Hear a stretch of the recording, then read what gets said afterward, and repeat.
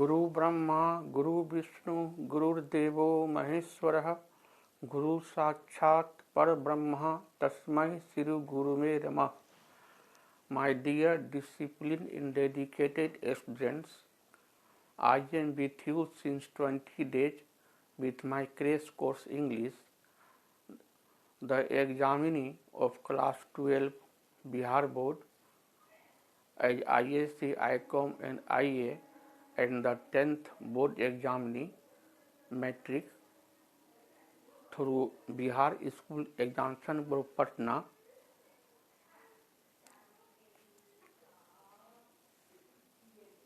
तो मैं पिछले वीडियो में आप लोगों को बतलाया था फॉर्म क्लासेस। नए अंग्रेजी ग्रामर के अनुसार शब्दों को दो भागों में वर्गीकृत किया गया था। एक कहलाया फॉर्म क्लासेस, जिसका रूप मोर्फेम के कारण बदल जाता था। और मोर्फेम के बारे में हमने आपको बतलाया था कि मोर्फेम वह शब्दांश है जो किसी मूल शब्द के पहले या बाद में आकर के उसके अर्थ में परिवर्तन लाता है या उसकी विशेषता को बढ़ा देता है। Morpheme is the smallest unit of word which change the meaning of word। यदि पहले लगा मोर्फेम तो प्रीफिक्स कहलाया, उपसर्ग कहलाया, और यदि बाद में लगा मोर्फेम तो वो सफिक्स कहलाया, प्रत्यय कहलाया। तो हिंदी व्याकरण में भी आप उपसर्ग और प्रत्यय को भली भांति पढ़े होंगे। उपसर्ग वह शब्दांश है जो किसी मूल शब्द के पहले आकर के उसके अर्थ में परिवर्तन लाता है या उसमें उसकी विशेषता को बढ़ा देता है। अब जैसे कि योग है, य-ओ-कार-आ ग योग। योग का तो मतलब होता है जोर, और उसके पहले यदि संग प्रत्यय लगा दिए तो हो गया संयोग, मतलब संभावना। क आकर का और छोटी र हो गया कार। कार तो समझते हैं, वो जो मोटर कार जो रास्ता पर सरपट दौड़ता है। और उसके पहले यदि उ आप उप लगा दिए तो हो गया उपकार। उपकार का मतलब भलाई। तो मूल शब्द था कार, उसके पहले उपसर्ग लग गया उप, तो हो गया उपकार। तो देखिए किस प्रकार से मूल शब्द के पहले लगा तो उसका अर्थ में परिवर्तन आ गया। तो इसी उपसर्ग को हम कहेंगे अंग्रेजी व्याकरण में प्रीफिक्स। प्री मतलब पहले, मूल शब्द के पहले लगने वाला।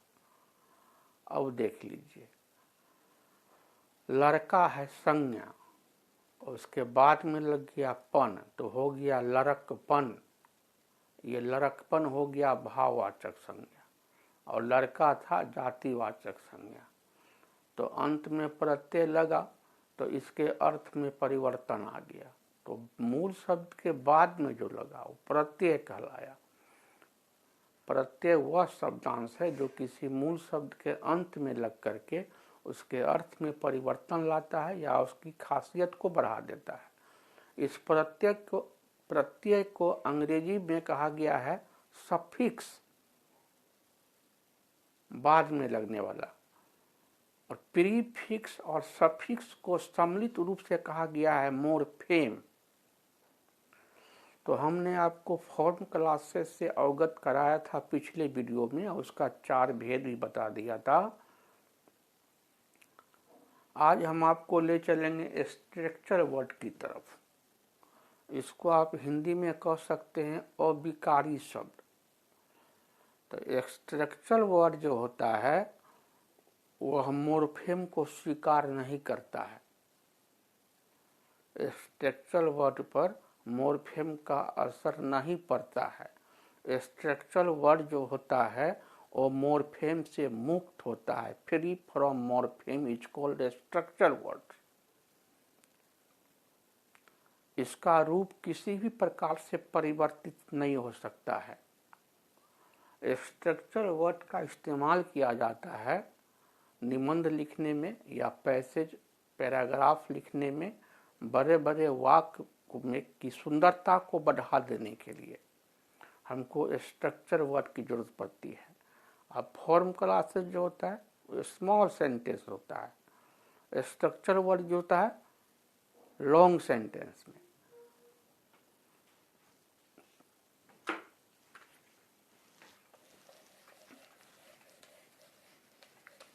तो स्ट्रक्चर वर्ड का क्या डिफिनेशन हो जाएगा?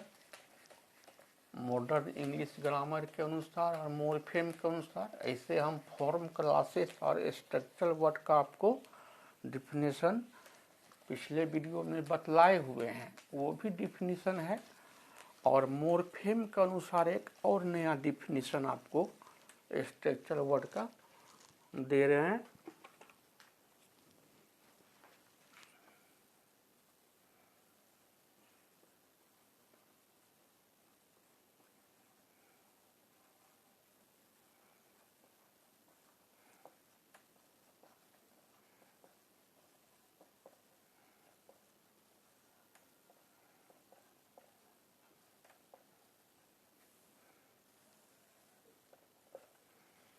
इसका the word which is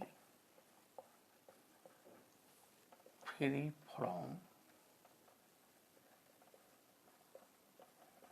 morpheme.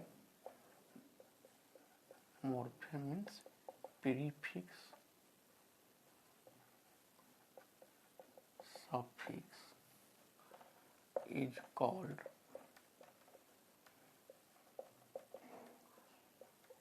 structured word। वह शब्द जो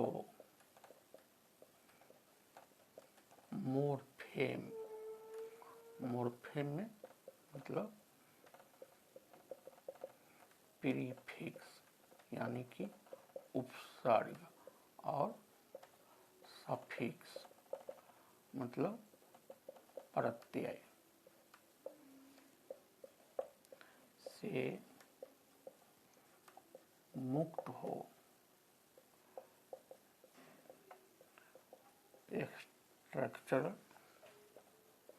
वर्ड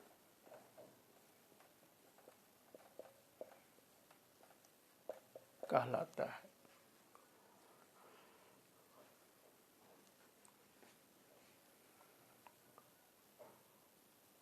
अब स्ट्रक्चर वर्ड का भेद कितना हो जाएगा?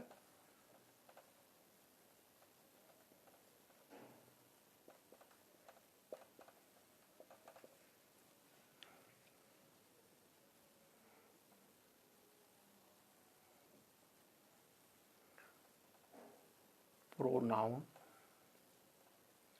स्ट्रक्चर वर्ड है,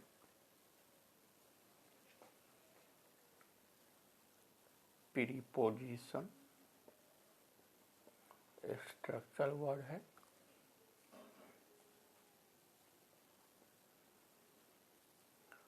कंजंक्शन स्ट्रक्चर वर्ड है,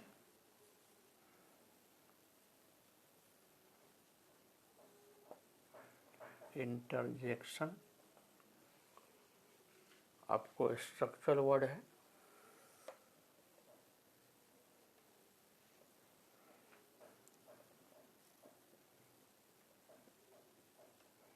इंटेंसिफायर स्ट्रक्चर वर्ड है,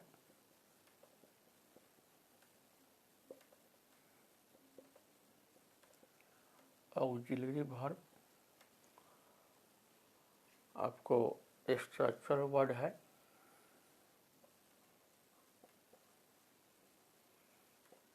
लिंकिंग वर्ब आपको स्ट्रक्चर वर्ड है,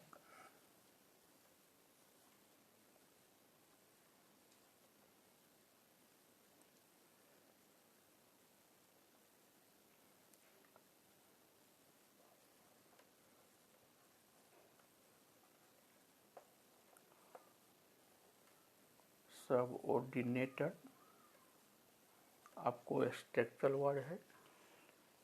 तो फॉर्म क्लासेस का तो 4 ही भेद था, स्ट्रक्चर वर्ड का 8 भेद होता है। किसी किसी पुस्तक में तो 10 भेद भी दिया हुआ है। तो प्रोनाउन पे, प्रीपोजिशन पर, कंजंक्शन पर, इंटरजेक्शन पर, इंटेंसिफायर पर, ऑक्सिलियरी वर्ब पर, लिंकिंग वर्ब पर, सबऑर्डिनेटर पर आपको मॉर्फेम का असर नहीं पड़ता है। तो जिस शब्द पर मॉर्फेम का मतलब प्रीफिक्स और सफिक्स का असर नहीं पड़ेगा वो आपको कहलाएगा structural word. The word which is free from morpheme, morpheme means prefix and suffix, is called structural word. और स्ट्रक्चरल वर्ड का यूज, उसका नाम ही है स्ट्रक्चर।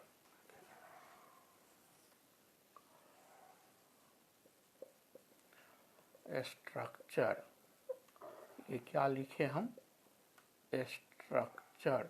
स्ट्रक्चर का मतलब होता है संरचना।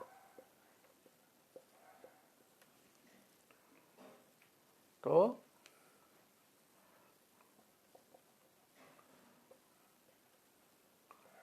structural word is used to make a sentence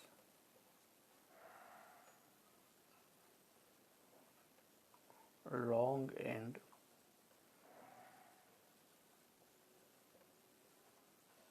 beautiful।